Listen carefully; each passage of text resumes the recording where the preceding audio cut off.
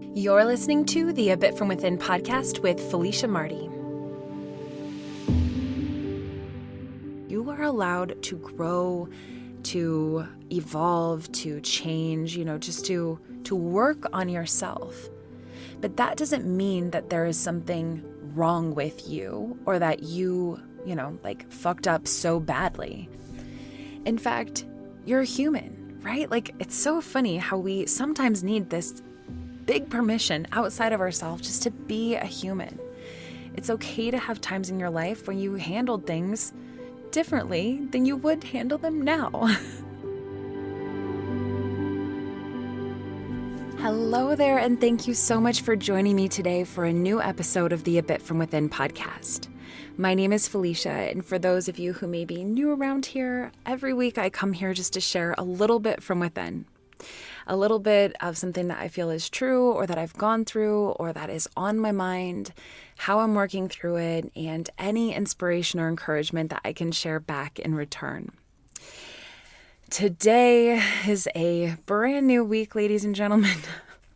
That has been my vibe today, especially because the last 2 weeks have just been so insane, and I've just been doing my best just to run to keep up with it all. And finally, I feel like I woke up this morning with this feeling that, okay, I can settle into something a little bit more consistent and steady. I can find a little bit more of my own flow right now. Things are a little bit more predictable in my schedule coming up, which just gives me so much comfort personally. I think that definitely speaks to all of the earth elements that are in my own natal chart. I've got a Virgo rising and a Taurus moon. And so for me, just having a little bit more routine that makes me feel safe and secure, it goes a long way for me personally. And I know that's not true for everyone, but in general, I do think that there's comfort in knowing what to expect. And on the other side of that coin, there's a lot of discomfort with moving through things that you don't know what you're navigating. And I feel like I've been dealing with that a lot over the last week because, so I already shared with you last Monday that sometimes the best way out is through. And sometimes you've got a lot on your plate, and the right way is not always just to escape all of that and to avoid things, but to actually just put your, nose to the grindstone and just get it done and get through it. And it's funny because even as I was recording that, there was this piece of me that's like, I do believe this is true. It definitely resonates from a little bit from within.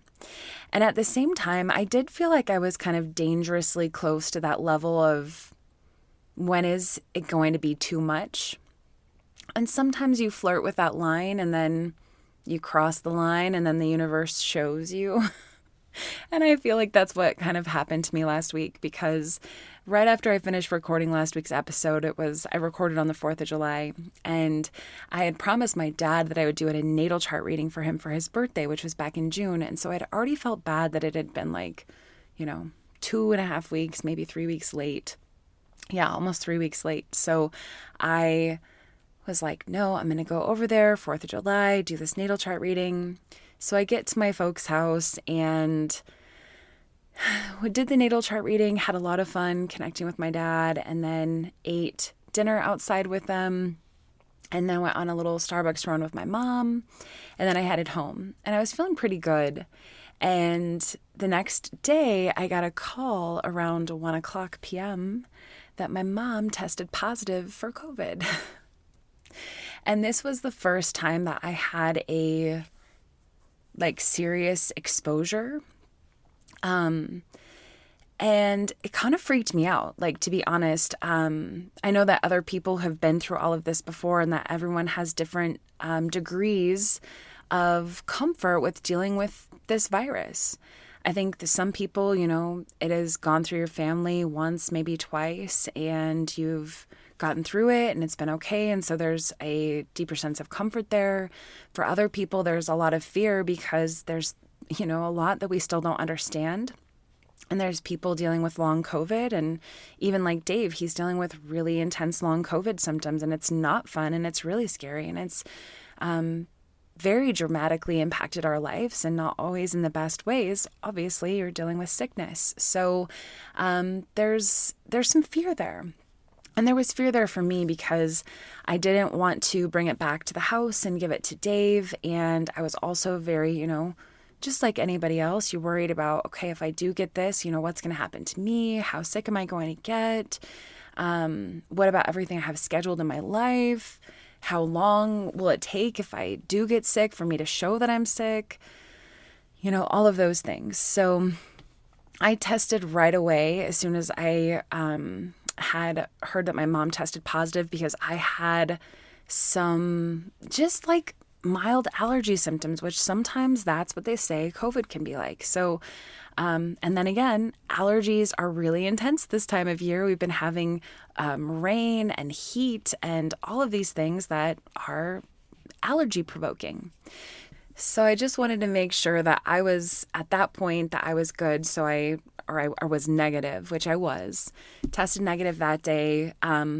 Dave and I had to very quickly figure out, like, okay, well, what are we going to do? Like, I think I felt like we should isolate, like that I should stay kind of quarantined from him in our house and just wear a mask when I was in the house, just in case. And so we kind of just decided to divide and conquer. And I ended up sleeping on the air mattress because you guys, this is kind of a funny story, but we had got this really nice inflatable air mattress from my sister when she was in town in May. She had got it for herself when she moved into her apartment before her bed would be delivered in Florida. And this is a really like tight, compact air mattress. And so she was able to fly with it from Florida to Colorado and then sleep on it at our house. And then I just decided to buy it off of her because we didn't have anything like that. And that way she could pack other stuff and whatever. So I had just decided, I'm like, this air mattress is really comfortable. I'm just going to set up in the office. We moved Dave's desk from the office into our bedroom, so we just kind of split up. So I set up the air mattress and it went really well the first night. And then the second night, I realized, I'm like, it was starting to get like really mushy, for lack of a better word. Like it was deflating and I couldn't figure out exactly why. And then, that whole day I was kind of trying to keep my eye on it. And then I realized that there was a hole, like a leak happening. At first, I couldn't find it, but then once I must have gotten a little bit worse and I could actually hear the sound of the air escaping.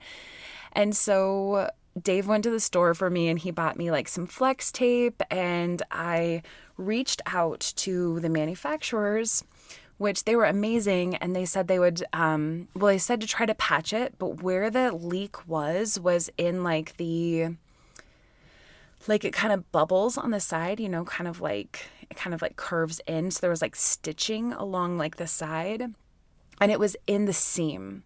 So kind of impossible to patch because you can't just seal it flat. Like it's in a movable or like flexible area of the thing. And then because it kind of, I don't know, I'm not describing this very well at all, but it kind of tucks in. And so like even with the flex tape, like air could still like escape out the edges. So the flex tape, it did pretty well. Well, the first night, essentially, you guys, what was happening is that I was able to like blow it up, fall asleep on it, and then slowly throughout the night, just a tiny bit of air would escape, get a little bit more, and then I would just kind of sink into this like cocoon air mattress, like hammock type shape. And eventually in the middle of the night, like my butt would end up on the floor. And then probably around like 6 a.m, I would wake up because the light would start to come into the room. I would fill it back up and try to get another hour or two. It was an adventure. And every day I tested whether I was, positive, and I was negative. And then all the way I tested up until yesterday morning when we had a wedding. And that was over 5 days, which is what they say to kind of keep looking out for. So, just did all of the precautions, wore a mask out in public, all of the things. I mean, I feel really confident now. I haven't gotten any symptoms. I'm still testing negative, but it was really stressful. And my heart just broke for my mom because she was so worried about me getting it. Like, she felt so bad. And of course, anytime and she ended up getting it, I feel like she had a pretty, like, rough go at it. Like, she lost her taste and smell. She was coughing. Like, once it hit her pretty hard. Obviously, she didn't have to go to the hospital or anything at this point, and she did get on medication, and she's starting to feel a lot better. And in that way, she said she feels like she's had colds that were worse, but at the same time, like, she sounded pretty terrible. And then just losing your sense of taste and smell just is really, really hard. And I've known that, but it hits in a different level when you're, hearing it from somebody close to you. And so any prayers that can go out to her and her well-being, and for everybody who out there, because COVID is on the rise right now. And I know so many people who are coming down with it, who aren't feeling well, and who are feeling that sense of fear of this virus being inside their body. And I think that it's safe for me to say that probably most people who would be very turned off by me saying that are probably not listening to this podcast, and I don't really care. But I have a lot of compassion for the people who have, nervousness about their health, and nervousness, maybe a little bit of that sense of hypochondria inside of them. And it is very overwhelming when you find out that you have a virus inside of you that is so unpredictable, and that can, be pretty devastating, and to not know what's going to happen, to not know when you're going to get sick and how it's going to manifest for you and what to do, and to have been through this entire past, 3 years where you've heard all of these different statistics and like preventative ideas or ways to reduce what's the impact of what's happening to you. And it is so overwhelming. So for everybody who is facing that for, the multiple time or the first time, or just worried about if it will happen to you, just know that, like, my heart goes out to you, and I feel it too. You're not alone. It is scary. And even if it is, the strand is changing and maybe it's not as devastating as it was, or maybe we know a lot more now, like, all of these things are good. That doesn't mean that you don't have to feel how you feel about it. And that you can, do what you need to do for you to manage the feelings as they come and go. So anyway, that is my story. I am very happy to say that last night was my first night back in my real bed. Thank God for that. That felt so good. And that might be adding to this feeling of, like, normalcy I feel like going into this week ahead.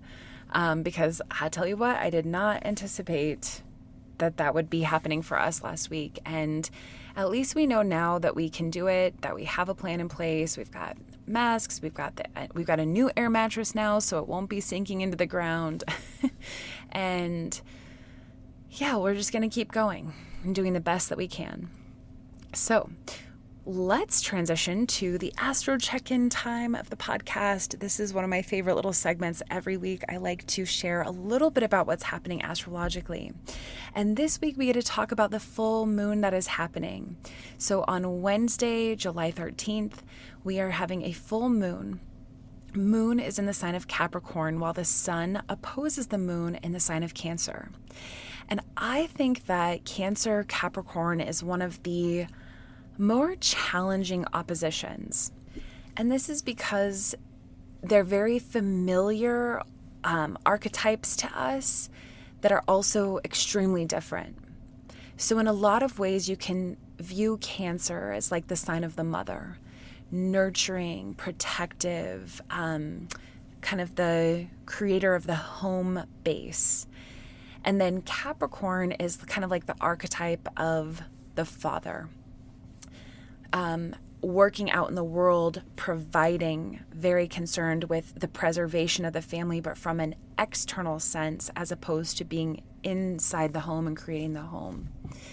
And so Cancer is often associated more with like your work, your public self, your place out in the world. And then Cancer is more associated with your internal sense of self, including your body, being in touch with your body, your intuition, your emotions. Cancer is a water sign, so that's where that emotional part comes out. And Capricorn is actually an earth sign. And the Capricorn earthiness is very practical and pragmatic and sensible, and likes to keep things calm and cool.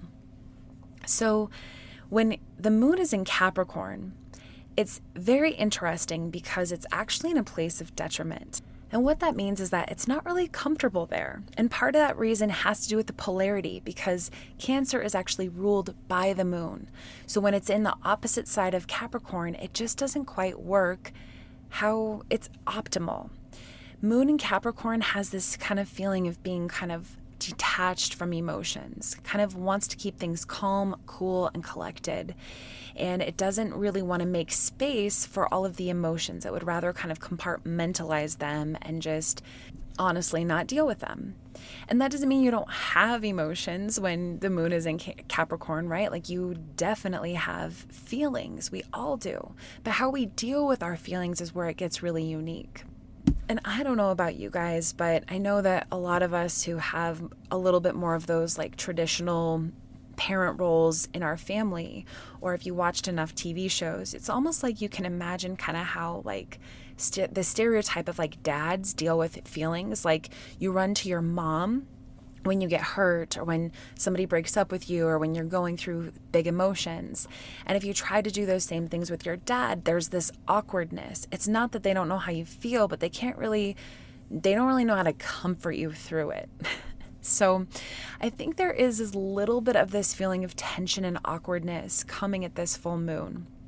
And what I suggest is that you take this moment and you use it to reflect on what's going on inside of yourself. What are your instincts about things right now? What are your deep feelings about things? See if you can kind of even start to notice the places that feel an awkward tension inside of yourself. And then do the same thing for the things happening externally. What's happening in your public world? What are happening in your relationships, in your career, in your job, in your goals, in your hobbies? The things that are happening outside of yourself. And then just give space to learn something new. That is one of my favorite parts of every full moon, is that oftentimes it is the awkwardness of like where tension, which every full moon there's a bit of tension. Often it is in those moments where things are awkward, or where things aren't quite right, that you learn a lot. And learning can be very similar to being shown something new, or to having something illuminated for you, which is the whole point of the full moon, is that you are being showered with so much light right now so that you can see something that you may not have seen before. And the last thing I will say about this full moon is that it's okay to be a human. We are here having a human experience, and we are all so different. And the more that I dive into astrology, the more I appreciate the very unique ways that we all are. There's no good or bad. Even in the zodiac, they're all equal parts that have different strengths, different challenges, different ways of connecting with different planets that influence them in different ways. And it is so important that we just let ourselves be how we are. So you might be the kind of person who emotions come easy for, and you're going to be in your feelings, and you're going to be connected to your intuition. And maybe it'll be good for you to think a little bit about, what is it like outside of yourself? Where can you get where can you get a little bit more practical? Where can you kind of hone in a little bit more, or where would a little bit more reservation in your feelings actually help you, right? There's a balance there. And then, of course, on the flip side, if you have a lot of trouble expressing your emotions, maybe it's time to start diving into some affirmations that will help you feel safe enough to find a healthy way to express how you feel. That might be talking it out. That might be journaling. That might be, for some people, especially like if you've got a lot of fire in your chart, it might be movement. It might be finding a way to physically get that out of you. Or if you've got a lot of air, you might want to kind of need to rationalize it all, need to think more logically about things. Even so, all of that being said, you're going to have a certain way you do things. I just want you to remember that it is okay to be a human. It is okay to be messy. It is okay to embrace how you feel. Even if you know that what you're feeling is not rational, even if you know that there's an opportunity to come back into a place that's a little bit more grounded, you are allowed to be a human. So find the ways that feel like healthy expressions for what you need to do and do it. Give it to yourself. And of course, if you want more information on this month's full moon, if you are a Patreon member, I have a full unique guide that is just for this month's full moon. So you can read more about the moon in Capricorn this full moon. I have a very special full moon ritual. This one is about illumination and actually using a light source, so like fire or the actual moon. There's just this very beautiful ritual that you can find this week. That's for any of the levels of subscribers on our Patreon page, which memberships start at $3 a month and get you also ad-free episodes to this podcast. But on my website, I also have a totally free workbook that will kind of get you into working with the new moon and the full moon. And there is a full moon ritual in there as well that you can use at any full moon. So feel free to download that at abitfromwithin.com/free guide. You just join our email list so you can keep up with all of the new goings on and blogs and all of the new offerings. And then get that guide because it's a 10-page guide that will walk you through everything you want to know to deepen your practice of working with the moon. So let's take a quick break. And when we come back, I want to share this light bulb moment I had last week when I was in therapy and share it with you.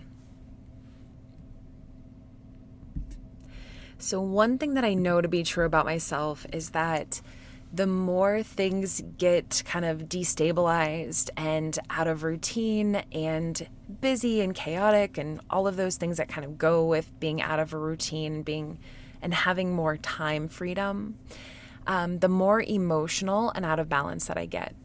And I think the out of balance part is probably true for most of us, right? Like it is very easy for us to get out of balance when we have things going on, especially things we can't predict. Although some of us definitely deal better with being spontaneous and changing things up and having a lot of variety in our lives. And so for some people, it's much easier to roll with it. But I think in general, we all have those moments where things ebb and flow in our lives, where things are going really good and we're like in our happy place and we're feeling whatever stable means to you. You're feeling stable. And then you have these moments where stuff comes at you that you didn't expect or that you couldn't predict or that you can't control. And you are just holding on, trying your best to get through it. What I think is interesting is if you really start to keep track of what happens for you when things start to get crazy. For me, I notice that I get really tired, and when I get really tired, I get really emotional. I can cry over anything. I also get really frustrated, and I kind of collapse into a place of sadness. Another thing I notice about myself is that I can kind of get into this place where I feel like I have to take it all on myself. So instead of asking for help or delegating or even redistributing things from my to-do list to other days just to make things more even, I kind of turn into a little bit of a martyr and I just put it all on my back. Now, as I get older and I recognize this, I think I can start to catch it. I'm like, oh, something's wrong. And instead of just muscling through it, kind of blindly going through the behaviors that I continue to do that are basically my coping mechanisms, instead I start to say, okay, what can I actually do to help myself instead of going into that much of a coping mode and not doing anything to actually help myself out. Now I have to pause briefly here because even as I'm recording this, I'm noticing this light bulb moment coming up that I want to share with you, and I'm literally having to reprogram my mind right now. I have this tendency to want to figure things out and fix them. Even like what I just said, I'm like, figure out what's happening and then fix it. And one of the things that I am trying to work on is instead of trying to fix everything as though it is always wrong or something that has to be solved, instead, how can I let myself develop new skills and to allow myself to evolve? In fact, the phrase I came to was, how can I let myself evolve and not solve? And so I want to keep that in mind as I keep talking about this, because this is the light bulb moment, right? Because we want to put ourselves, especially with our personal growth, we want to change. We want ourselves to grow. We want ourselves to improve. And yet so often, the way that we do that is by saying, I need to fix myself. There is something wrong with me or wrong with how I've done things in the past.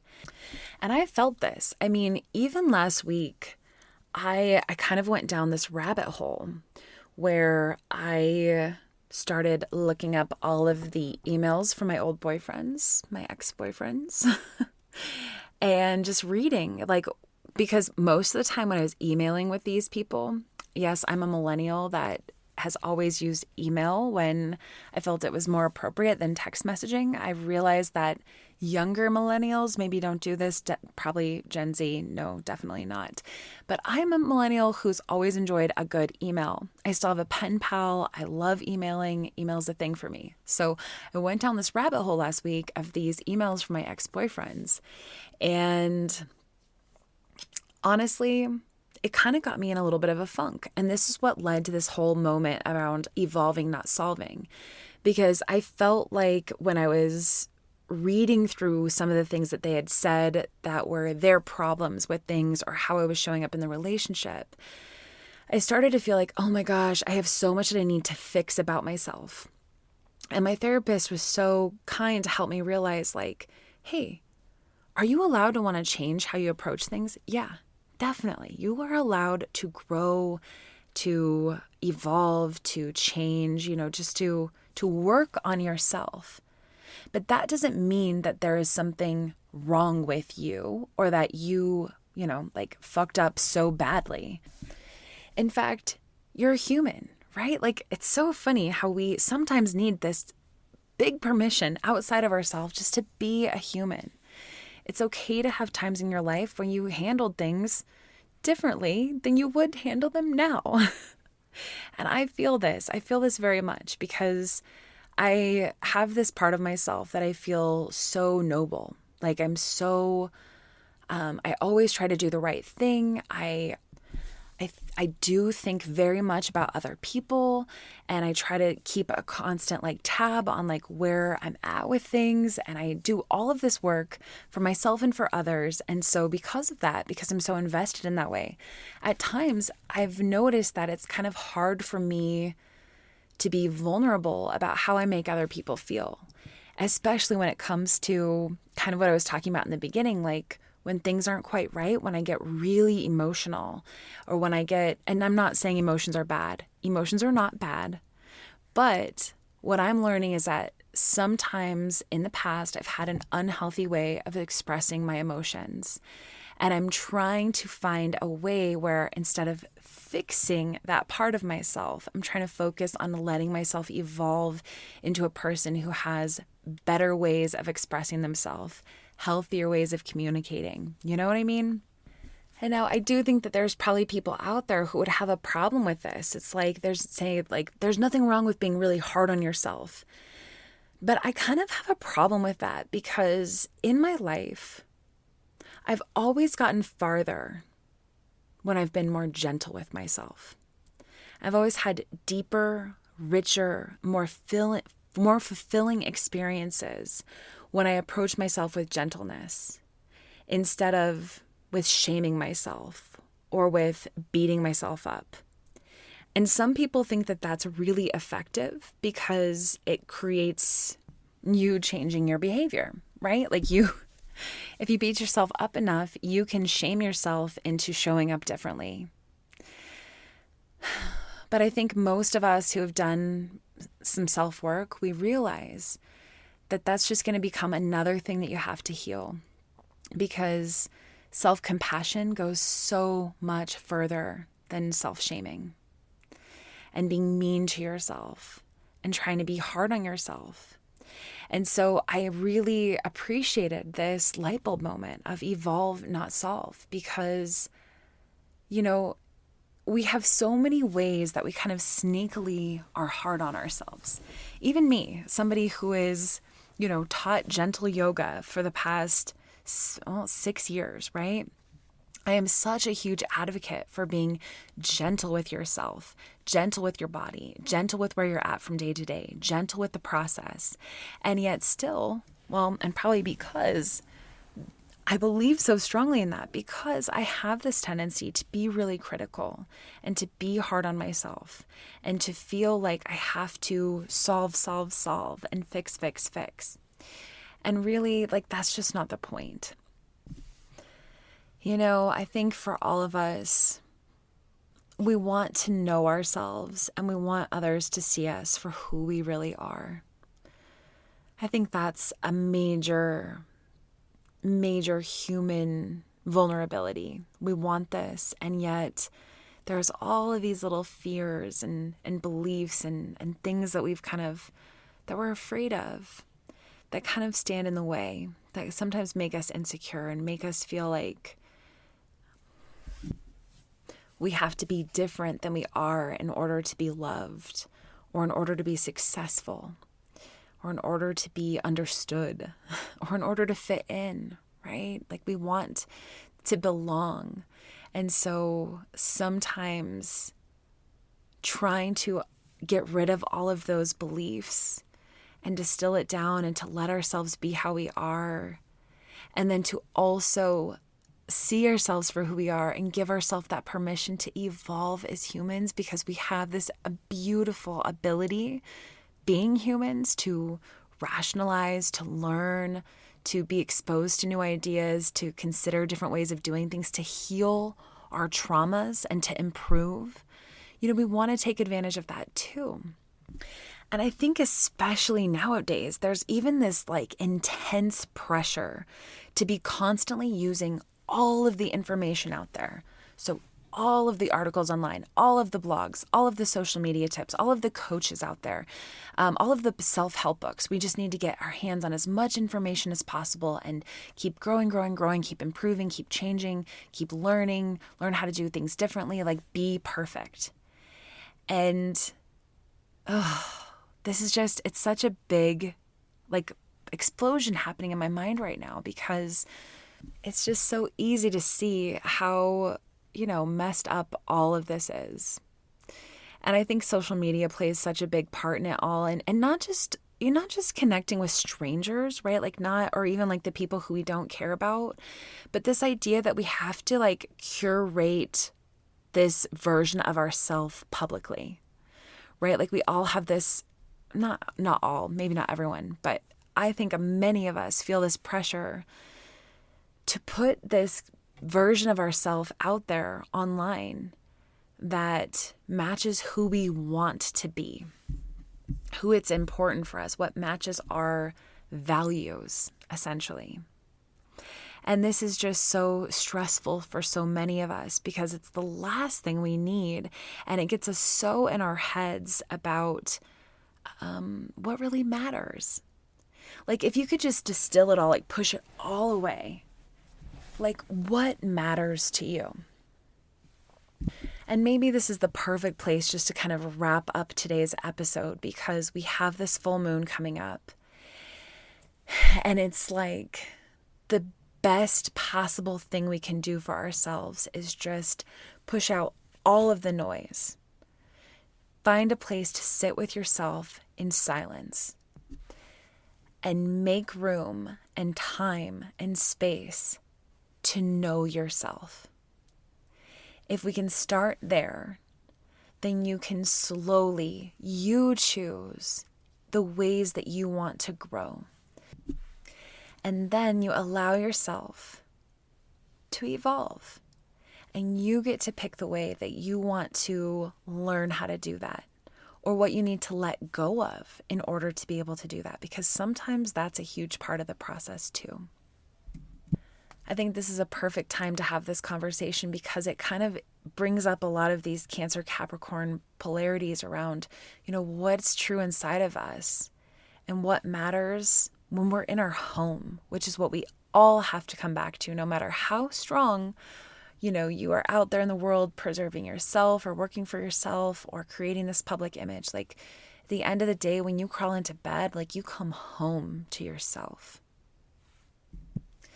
And yet we also have to kind of rectify what it means to move through the world and how we're going to do that as well. And as important as that is, I think it's sometimes best to realize the ways that you might be gearing things either internally or externally to please other people. Because the more that we have that going on, the perhaps less honest we're being with ourselves. And that's something I know is important to me. Like, honesty is my top value. I want to be an authentic person. I want to share what's on my mind. I want to share what I'm going through. That's why I have a bit from within, is I think it's so important to be honest. And even with that, that's another part of a bit from within, is even as I share all of this is a piece of it. It's not the entire truth, though. I'm sure that, a year from now, I'll be on here talking about the other side of the coin. But I do feel like no matter what, it is so important for us to distill what's really happening for us on the inside from a place of gentleness, self-compassion, self-acceptance, and of course, self-love. Because when we do that, everything can change, everything can shift, and it can do that in a way that is actually authentic and real and can really truly start to make that gradual difference in the areas of our life that we want to be a little different or that we want to get better in. And we will choose that. If we're moving from a place of self-love, we'll choose to improve in areas that matter to us and that we want to see ourselves grow. And it'll be such a rewarding process because we'll be doing it for ourselves and not to prove ourselves to somebody else or to something else. So, with that, let's do a card drawing and see what the universe may want to contribute to today's conversation. Today, I am using the Animal Spirit deck, the Wild Unknown. And we'll see what animal shows up for us today.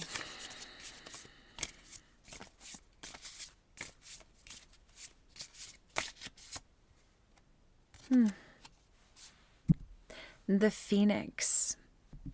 The Phoenix represents the transformation of our past.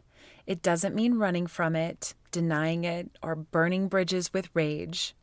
The Phoenix employs an advanced technique described in yoga as the burning of impurities through practice and dedication.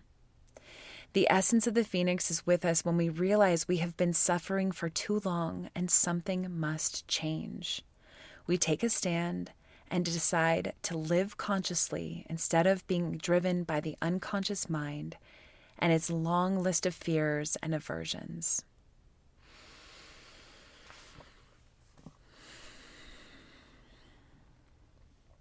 Isn't that just incredible? I always am at a loss for words when the symbol that comes from these decks or the words that come from them just so beautifully articulate what I'm trying to put into words. I was sharing a little bit from within, but they say it so much better. Let's all remember that Phoenix and that ability that it has, to rise up from the ashes, to be born again, and to remember that it is practice and dedication, and that really leads to evolving. Like, practice and dedication, that leads to a gradual developing. It is not a light switch moment. It is not us forcing ourselves to be something other than we are. And it all comes from within. Well, that is just the perfect note to end this on. Thank you so much for joining me today. I will say that if you are interested in any of our guided meditations, you should check out our Patreon page. We have a ton on there, and I'm releasing this week a meditation for non-attachment, something kind of cool and different. And then there's just so many other things. If you don't already follow me on Pinterest, at A Bit From Within, or on TikTok at Felicia Marty, I would love to stay connected with you in other ways. Of course, you can join our email list on abitfromwithin.com to keep up with all of our different offerings and things. And, if you are inspired by all of this astrological talk and you want me to help you take a look at your chart, I've got plenty of offerings on our website to do a reading for you. I would love to. So, with that, go explore, have a wonderful week, and until next time.